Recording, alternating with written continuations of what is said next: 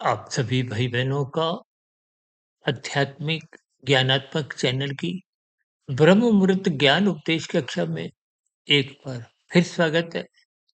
आज की चर्चा 2 शब्दों को लेके है, इन और आउट। हालाँकि दोनों ही देखिए इंग्लिश के शब्द क्योंकि ये एक चर्चित शब्द हैं, क्योंकि इन शब्दों को आपने अक्सर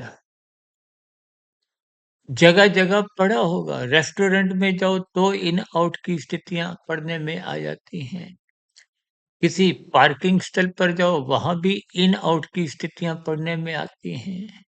किसी सोसाइटी में जाओ देखिए ये विभिन्न स्थितियाँ जैसे आपके फ़ोन पे भी तो देखिए इनकमिंग कॉल होती है, आप दूसरे का नंबर डायल करते हो तो आउटगोइंग कॉल होती है। ये इन और आउट के देखिए विभिन्न अर्थ और भावार्थ जैसे-जैसे कुछ परमात्मा की प्रेरणा से इस ब्रह्म मुहूर्त समय विशेष में मेरे मन बुद्धि के स्तर पर कुछ आएँगे, उनको मैं युक्तिपूर्वक कुछ समझाने का एक प्रयास करूँगा। क्योंकि शास्त्रों की सैद्धांतिक बातें वहाँ पर हम जीवन में जितनी अधिक समझ लेते हैं और बात समझ में आती है किसी न किसी उदाहरण द्वारा। क्योंकि शास्त्रों की स्थितियाँ सैद्धांतिक बातें बहुत ही गंभीर हैं। परमात्मा ने स्वयं गीता में देखिए भगवान श्री कृष्ण जी ने तो प्रकृति के 3 गुणों को ही एक गूढ़तम ज्ञान कहा है और उस 3 गुणों के ज्ञान को लगभग हम सुबह ब्रह्म मुहूर्त ज्ञान उपदेश कक्षा में, दिन में आध्यात्मिक ऑक्सीजन के अंतर्गत और शाम को प्रश्नोत्तर ज्ञान कक्षा की वीडियो में कुछ न कुछ परिस्थितियों का या आप भाई-बहनों के प्रश्नों का या कुछ आपके मेरे दिनचर्या में जैसी-जैसी स्थितियाँ मेरे कुछ संज्ञान में आती हैं, उन सभी स्थितियों को मैं प्रकृति के 3 गुणों से जोड़कर कुछ चर्चा को आगे बढ़ाते हैं। और इस चर्चा में ही देखिए 3 गुणों का संबंध आपके मेरे 3 शरीरों से है। स्थूल शरीर, सूक्ष्म शरीर, कारण शरीर। ये जो इन की स्थितियाँ हैं, ये देखिए इन का अभिप्राय जन्म की स्थितियों से है। आउट का अभिप्राय मृत्यु की स्थितियों से है। आपका हमारा जो जन्म है, ये जन्म माता के गर्भ में स्थूल शरीर का एक निर्माण प्रक्रिया आप और हम भली-भांति परिचित है। इन सभी स्थितियों को आपको विज्ञानपूर्वक समझना है, क्योंकि आपका हमारा मिला हुआ जीवन बहुत ही अनमोल है। हालाँकि देखिए मनुष्य से नीचे की जोनियाँ भी देखिए इनके अंतर्गत ही आती हैं। लेकिन व्यावहारिक दृष्टिकोण से जब आपके हमारी एक निश्चित समय पे मृत्यु होती है, तो मृत्यु के बाद जो आउट की स्थितियाँ हैं, वो यदि मरने के बाद अधोगति की स्थितियाँ बनती हैं, तो इसका अभिप्राय क्या है कि आपने हमने मनुष्य जीवन के अवसर को यूँ ही व्यर्थ कर दिया। देखिए व्यर्थ करने का अभिप्राय क्या है? जब आउट की स्थितियाँ, अधोगति की स्थितियाँ, ये पतन का कारण है और आउट होने की स्थितियाँ कब बनती है? जब आप गलतियाँ करते हैं। देखिए, आप कभी-कभी आपने मैच क्रिकेट का देखा होगा, उस क्रिकेट के मैच में भी देखिए कोई खिलाड़ी कब आउट होता है? जब वो कुछ गलती करता है खेलने में। देखिए, स्थितियों के मात्र उदाहरण में आपने केवल अर्थ समझने हैं, उनके भावार्थ समझने हैं और कोई उदाहरण से जुड़ने का हमारा देखिए कोई लक्ष्य नहीं। इन सभी स्थितियों को आपने ज्ञानपूर्वक समझना है, ताकि मनुष्य योनि के महत्व का आपको में निरंतर बोध बना रहे। जब बोध बना रहेगा, तो देखिए फिर आप और हम अपने मिले हुए जीवन का सदुपयोग कर दें, आउट होने की स्थितियों से बचेंगे। कभी-कभी देखिए कोई मादक पदार्थों का सेवन अधिक मात्रा में जब ले लेता है, कभी-कभी आप ब्याह-शादियों में भी कुछ देखते हो ना कि किसी ने मदिरा पान अधिक मात्रा में करके वो आउट होने की स्थिति में पहुँच गया है। आउट का अभिप्राय अचेत स्थितियों से पहुँच सकता है। क्योंकि जब आपका स्थूल शरीर के स्तर पर इंद्रियों पर कोई नियंत्रण नहीं रहता, देखिए नियंत्रण होता है मन का और मन के ऊपर नियंत्रण होना चाहिए बुद्धि का। और बुद्धि सात्विक होने से ही वो मन को नियंत्रित रख पाती है। अन्यथा मन भी फिर एक मनमर्जी की स्थितियों में, एक मौज-मस्ती की स्थितियों में ही छलांगे लगाने लगता है। इसका अभिप्राय ये है कि मन को बुद्धि ने नियंत्रण में नहीं रखा। देखिए बुद्धि ही एक ब्रेक कहो, एक नियंत्रण कहो और बुद्धि सात्विक रहने से या यूं कहो कि सात्विक बुद्धि में जो निरंतर बने रहने से आपके मेरे बुद्धि में जो एक विवेक शक्ति जगती है, उस विवेक शक्ति के जगने पे ही आप और हम मन को नियंत्रित रख सकते हैं। अन्यथा मन की देखिए विषय भोगों में आसक्ति अनादि काल से बनी हुई है। तभी तो शास्त्रों में कहा गया है मन ही बंधन का कारण है, मन ही मोक्ष का कारण है। बद्धता कब है? जब ये 84 लाख प्रकार की योनियों में देखिए 84 लाख प्रकार की योनियों में 80 लाख प्रकार की तो निंदनीय तामसी कष्टमय दंडमय योनियां हैं।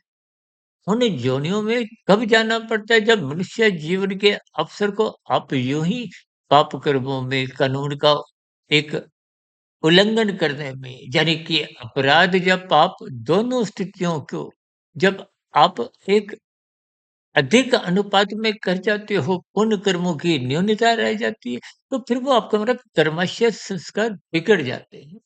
कर्मशय संस्कार बिगड़ने का अभिप्राय तुम्हारा कारण शरीर क्रमशः मनुष्य योनि पाने की पात्रता खो देता है।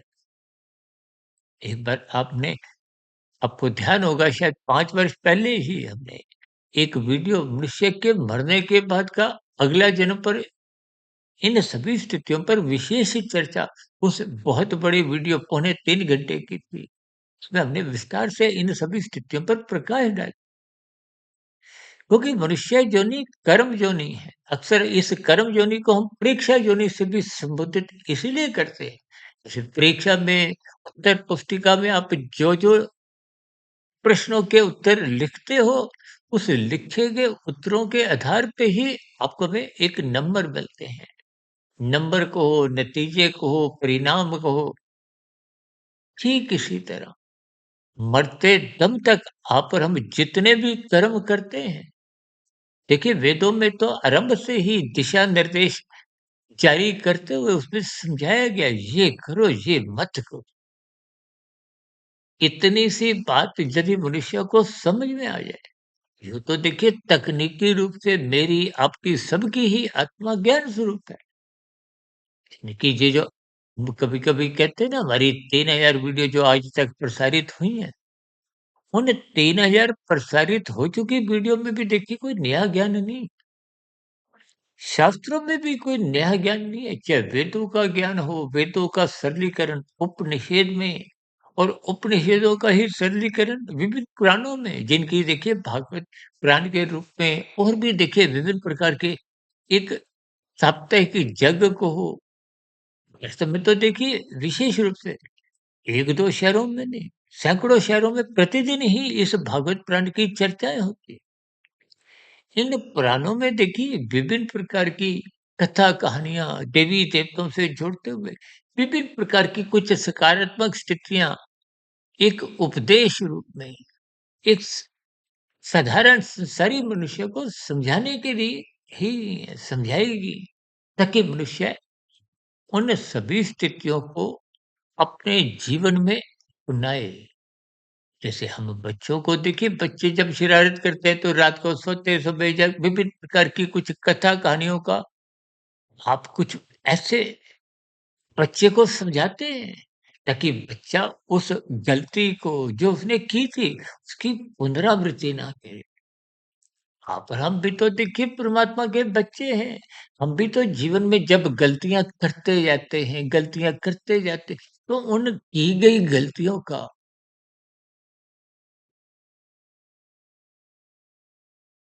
उन गलतियों का कहो, कानून का उल्लंघन कहो या पाप कर्मों की स्थितियाँ कहो, यानी कि ये सभी स्थितियाँ समाज में अव्यवस्था फैलाते हैं। यानी कि आपके अपराध द्वारा यानी कि जब आप कानून का उल्लंघन करते हो, सर मैं इन सभी स्थितियों को यातायात की लाल बत्ती से देखिए जब आप हरी बत्ती पे चलते हो तो लाल बत्ती पे रुकना हमारा एक दायित्व है। अपने कर्तव्यों को पालन करना आपका हमारा एक धर्म है। उस स्थिति विशेष में यदि आप लाल बत्ती पे रुकते नहीं, दूसरों की हरी बत्ती खाते हो, व्यवस्था को तितर-बितर करते हो, तो आपका हमारा उ कानून का उल्लंघन करने पे एक दंड मिलता है, आपका चालान कटता है। यहाँ की व्यवस्था में यदि मनुष्य किसी कारणवश बच जाए, तो परमात्मा की व्यवस्था में उतने अंश में पकड़ लिया जाता है। देखिए प्रकृति की कर्मफल सिद्धांत की व्यवस्था में आज तक चाहे आप कानून का उल्लंघन करो, चाहे शास्त्र विरुद्ध पाप करो, दोनों ही स्थितियों में प्रकृति की कर्मफल सिद्धांत की व्यवस्था का हमारा चालान काट देती है। ये मनुष्य से नीचे की जो 80 लाख प्रकार की जोनियों में जितने भी जीव हैं, वो सभी जीव अपने-अपने मनुष्य जीवन में किए गए पाप कर्मों की कहो, अपराधों की कहो, वो सजा ही भुगत रहे हैं।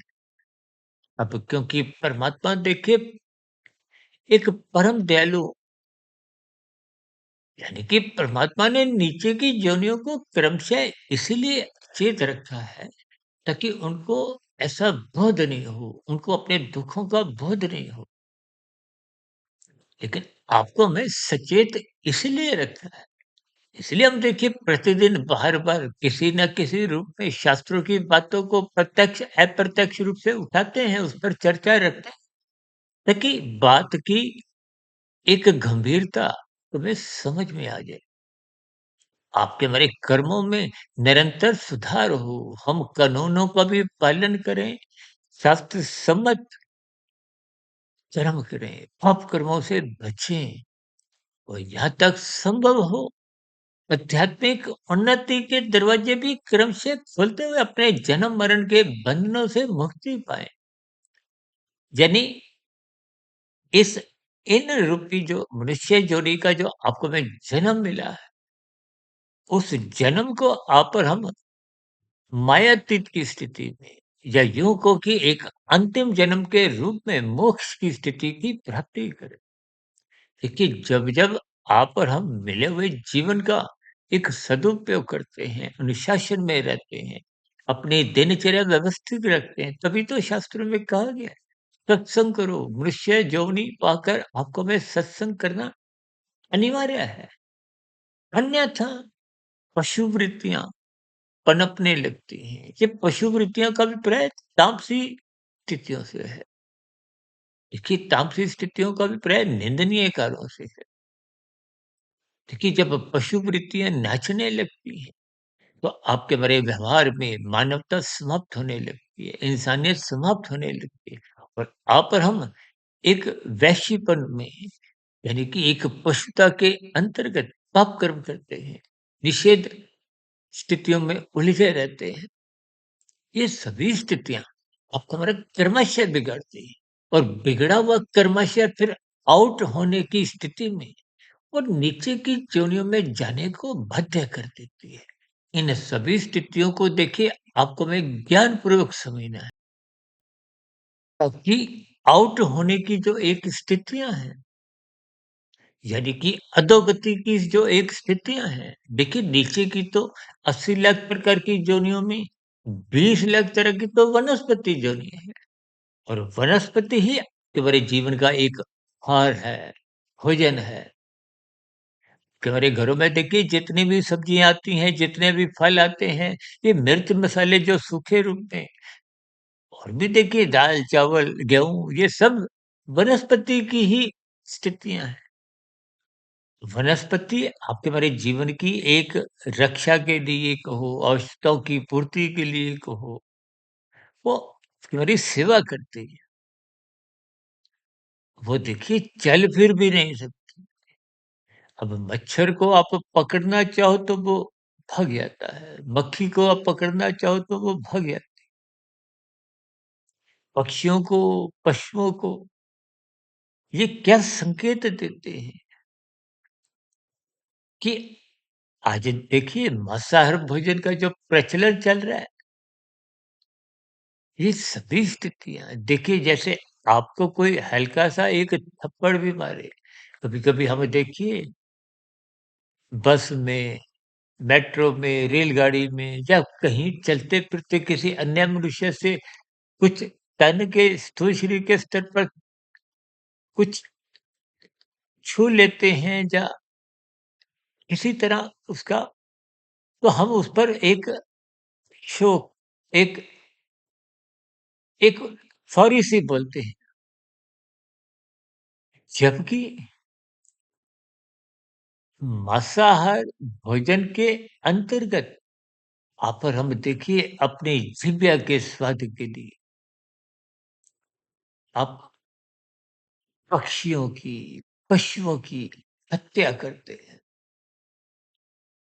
देखिए भले ही खाने वाला हत्या प्रत्यक्ष रूप से ना भी करता हो, लेकिन सबसे अधिक दोष खाने वाले को ही लगता है, मारने वाले को भी लगता है, बनाने वाले को भी लगता है, वितरण करने वाले को भी लगता है। ये सभी स्थितियाँ आपका हमारा कर्मशः बिगाड़ती है। देखिए परमात्मा तो न्यायप्रिय हैं, भले ही परम दयालु हैं, इसलिए तो नीचे की योनियों को अछूत रखा है, आपको हमें सचेत रखा है। इसलिए शास्त्रों में कहा गया है, सत्संग करो। जो मनुष्य सत्संग नहीं करता तो पशु वृत्तियाँ देखिए जब आप पक्षी की, पशु की एक हत्या करते हैं, तो आपका हमारा पाप कर्मों का क्रमशः बहुत तेजी से बढ़ तो ऐसी स्थिति में मरते समय पाप कर्मों का क्रमशः बहुत अधिक बढ़ चुका होता है। तो फिर मरते समय, आउट होते समय ये नीचे की योनियों में प्रकृति की कर्मफल सिद्धांत की व्यवस्था को बाध्य कर देती है। देखिए नीचे की तो ऐसी कितनी ही योनियां हैं जिनकी साधारण परिस्थितियों में आप और हम नाम सुनकर भी भयभीत होते हैं। आज उन योनियों के जितने भी जीव हैं, वो सभी जीव भी आपके हमारे समान मनुष्य योनि में ही थे। आज उनकी जो अधोगति की स्थितियां वो आउट होने के कारण बनी है, पाप कर्मों का क्रमशः बिगड़ने के कारण बनी है। इन सभी संकेतों को देखिए इन और आउट इनका अभिप्राय देखिए मनुष्य योनि के एक विशेष स्थिति से अवसर से योनि से लिया गया है। इस इन का यानी कि मनुष्य योनि के अवसर का आपको वह लाभ उठाना है। यदि आप और हम लाभ नहीं उठा पाते तो निश्चित रूप से ये राजसी स्थितियाँ, विषय भोगों की आसक्तियाँ आजकल तो देखिए 24/7 विषय भोगों की आसक्ति आपको हमें निरंतर संसार की ओर भगाती है, प्रकृति के विषय भोगों की ओर आसक्त करवाती है, जिसके फलस्वरूप देखिए अमर्यादित विषय भोग ही तो आपको हमें प्रमाद में गिराते हैं। और प्रमाद में गिरा हुआ मनुष्य कब कितना कानून का उल्लंघन करता है, शास्त्र विरुद्ध पाप कर्म कर जाता है, प्रमादवश उसको ऐसा बोध नहीं होता। देखिए, प्रमाद में भौतिक स्थितियों का तो बोध होता है, आध्यात्मिक स्थितियों के प्रति कोई रुचि रहती नहीं है। और यही प्रमाद की स्थितियाँ फिर मनुष्य को तमोगुण में गिराती हैं, अचेत करती हैं, तामसी बुद्धि बन जाती है। तामसी बुद्धि फिर मन के एक नियंत्रण में रहती है। और मन तो विषय ही है, तो फिर वो बुद्धि से एक उसका दुरुपयोग। आज देखिए ना, विभिन्न प्रकार के झूठ, छल, कपट, ठगी, हेरा-फेरी, डिजिटल अपराध कितने बढ़ते जा रहे हैं। और आजकल तो डिजिटल अरेस्ट जैसी भी कुछ निंदनीय स्थितियाँ पढ़ने में, सुनने में आती हैं। ये बिना बुद्धि के तो देखिए पाप कर्म भी नहीं होते। तो ये मन अब बुद्धि के अधीन ना होता हुआ बुद्धि को अपने अधीन बना लेता है। जिसे कहते हैं ना, तख्ता पलट हो जाता है। जो बुद्धि मन को एक नियंत्रण में रखना चाहिए, अब मन बुद्धि को अपने नियंत्रण में रखता है। इन सभी स्थितियों को आपको में ज्ञानपूर्वक समझना है, ताकि मनुष्य जीवन के अवसर का आप पर हम लाभ उठाएँ। ये जो इन का इशारा है, वो इसी मनुष्य जीवन के अवसर का है। और आउट होने से बचने का मतलब ही ये है कि आप अपने मिले हुए जीवन में कर्माशय की स्थितियाँ, संस्कारों की स्थितियाँ बिगड़ने नहीं दें। और ये बिगड़ती तभी है जब आपके हमारे भोग विषय बिगड़ जाते हैं। वो अवर-अकृति करते हैं, अमर्यादित हो जाते हैं। यही ज्ञान उपदेश गीता में प्रभु श्री कृष्ण जी ने अर्जुन के रथ के 5 घोड़ों की लगाम को अपने हाथ में रखते हुए यही एक उपदेश दिया कि इन घोड़ों की स्थितियों को, 5 भोग्य विषयों की स्थितियों को बिगड़ने मत दो। उस लगाम को परमात्मा के अधीन कहो, अनुशासित जीवन रखो, गुरु के प्रवचनों को सुनो, गुरु की आज्ञा में रहो, शास्त्र सम्मत कर्म करो। आज हम देखिए विषय भोगों की आसक्ति के कारण मन मर्जी की स्थितियों में ही उलझे रहते हैं। और मन मर्जी की स्थितियां कब कितने पाप कर्म करवा जाती है, मनुष्य को इसका बोध नहीं होता। और किए गए पाप कर्म, कानून का उल्लंघन, ये सभी स्थितियां तो आपको हमारा क्रमशः बिगाड़ती हैं। और कर्माशय बिगड़ने का अभिप्राय बुरे संस्कार बनते जाते हैं। तो दोनों ही स्थितियों में कारण शरीर बिगड़ जाता है। तो मरते ही आउट होने की स्थितियां ही एक कर्मफल सिद्धांत के अंतर्गत वो बनने लगती है। यानी कि आउट होने की, अधोगति की एक दंडमय स्थितियों में प्रकृति की व्यवस्था में कर्मफल सिद्धांत के अंतर्गत वहां पर हम फिर जन्म लेने को, दुख भोगने को एक विवश कर दिए जाते हैं। इन सभी स्थितियों को आज हमने देखी, इन और आउट, इन दो स्थितियों को एक विशेष अर्थ में इनके भावार्थ समझाने का एक प्रयास किया, ताकि कि हमारे जीवन में इनके महत्व का ही एक विशेष ज्ञान बना रहे। और आउट की जो एक निंदनीय स्थितियां हैं, उन सभी बुराइयों से, उन तामसी वृत्तियों से वहां पर हम निरंतर बचें। जिसके लिए आपको निरंतर ब्रह्म मुहूर्त में उठते हुए अपने जीवन को अनुशासित करना होता है, क्योंकि ब्रह्म मुहूर्त समय विशेष सत्वगुण की शुद्धतम स्थिति है। उस स्थिति विशेष में अपन हम जितनी कमाई कर लेते हैं, फिर दिन में राशि स्थितियां उन विषय भोगों की शक्ति को हमें विचलित नहीं कर पाती।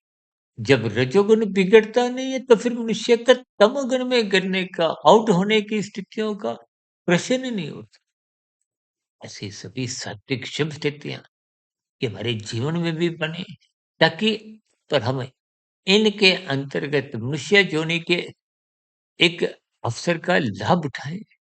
ऐसी सात्विक स्थितियां की भी बने। इन्हीं शुभ कामनाओं के साथ चर्चा विशेष को अब यहीं विराम देते हैं। कल फिर पुनः मिलते हैं ब्रह्म मुहूर्त ज्ञानोपदेश कक्षा में।